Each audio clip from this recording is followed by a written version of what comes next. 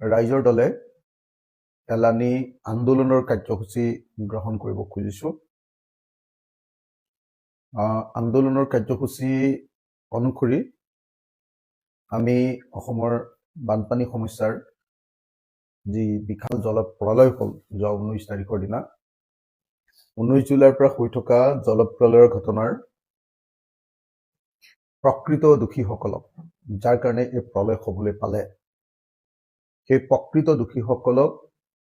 বিচাৰি উলিয়াবৰ কাৰণে CBI তদন্ত বিচাৰি আমি অহা 15 আগষ্ট তাৰিখৰ পৰা এক আন্দোলনৰ কাৰ্যসূচী গ্ৰহণ কৰিছোঁ।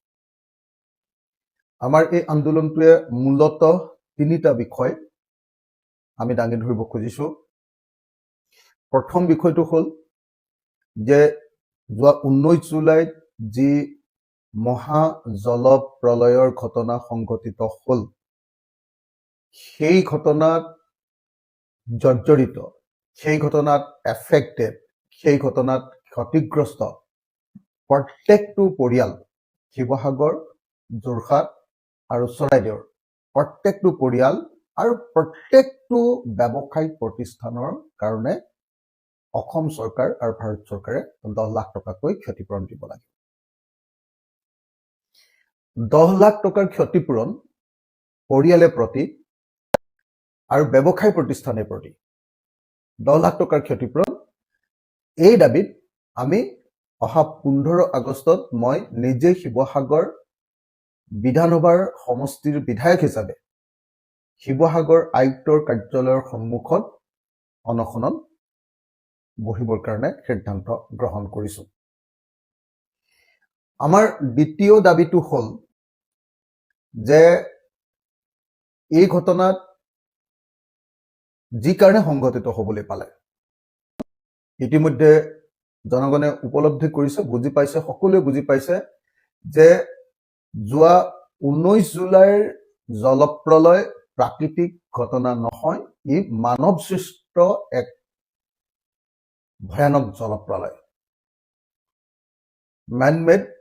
ডিজাষ্টাৰ হয়। যিহেতু ইমান ডাঙৰ কেটাষ্ট্ৰফি এটা ঘটনা ঘটিলে আৰু তাৰ কাৰণ মূলতঃ জগৰীয়া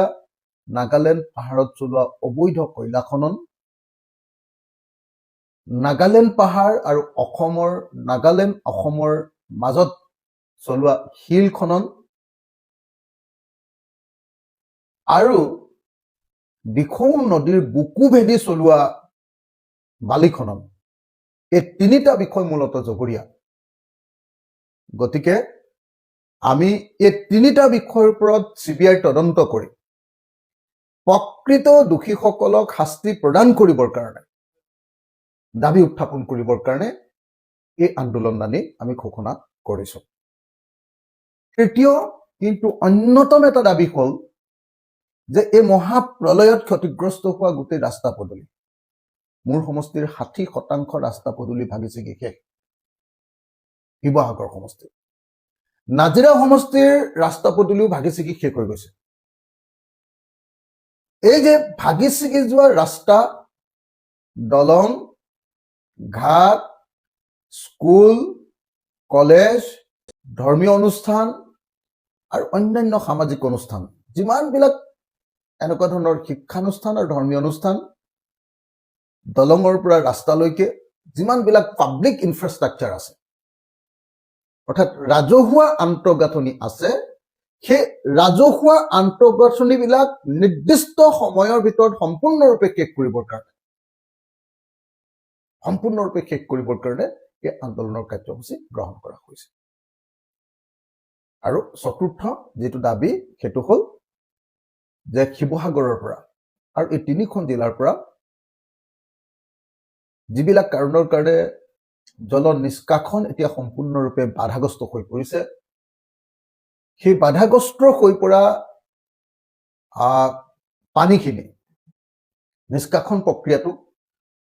সুস্থ কৰিবৰ কাৰণে বিশেষকৈ 3খন নগৰ, শিৱসাগৰ নগৰ, নাজিৰা, সোণাৰী আৰু শিমলুগুৰি,